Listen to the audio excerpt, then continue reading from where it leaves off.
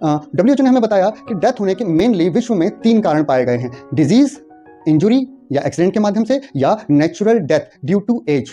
आज natural death होना बहुत ज़्यादा रेयर हो चुका है। बहुत कम सुनने में आता है कि वो व्यक्ति 105 साल होकर अपनी उम्र से मरा। आज तो हम सुनते हैं उसका एक्सीडेंट हो गया, इंजरी हो गई, उससे मर गया, अरे वो तो बीमारी से मर गया, अरे वो तो थायराइड से मरा, अरे उसको शुगर बढ़ गई थी, इससे डेथ हो गई, अटैक आ गया, कैंसर हो गया, अस्थमा हो गया था। ऐसी ना जाने कितनी प्रकार की बीमारियों से मौत हम बहुत ज़्यादा देख रहे हैं। ऐसा क्यों हो रहा है कि अब हम अपनी पूरी जीवन जी ही नहीं पा रहे?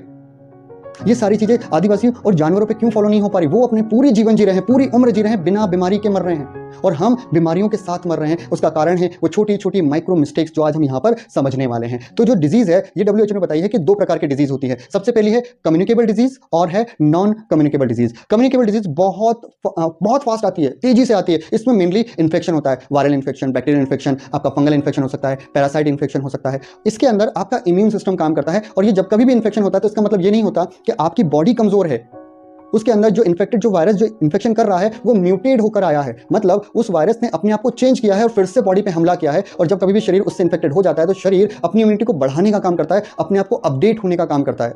और ये अपडेशन कब होता है? वो 3 से 4 दिन उसको लगते हैं उस बीमारी से, उस वायरस से लड़ने के लिए। वो वापस वो फॉर्मूला अप्लाई करके देखता है कि ये अब किससे मरेगा। वो 3 से 4 दिन आप उसे नहीं देते और आपकी इम्यूनिटी कमजोर की कमजोर ही रह जाती है। आप बाहर से कोई एंटीबायोटिक उठा के अंदर डाल देते हो, और जब आपने बाहर से डाली है तो शरीर का इम्यून सिस्टम बना ही नहीं पाया, तो अगली बार ये वायरस आपको फिर अटैक करेगा और आप बोलोगे कि मेरी इम्यूनिटी बहुत कमजोर है। इम्यूनिटी कमजोर कभी नहीं होती, आप उसे अपडेट होने का मौका ही नहीं देते। आप आपके मोबाइल को हर समय अपडेट करते रहते हैं, लेकिन इम्यून सिस्टम को अपडेट होने का मौका नहीं देते। इम्यून सिस्टम अपडेट होता है, एलोपैथी में सिखाया गया है स्व चिकित्सा तंत्र, उसके अंदर किस तरीके से ये अपडेट होता है डिटेल में उसमें क्लियर किया गया है। अब हम समझते हैं non communicable disease. Non communicable disease जो है वो छूने से नहीं फैलती है ना, ये बहुत स्लो आती है। अच्छा, ये स्लो आ रही है मतलब ये बॉइलिंग फ्रॉग सिंड्रोम का शिकार बना सकती है, क्योंकि आपको पता ही नहीं चलेगा ये बीमारी आपके घर में आ गई।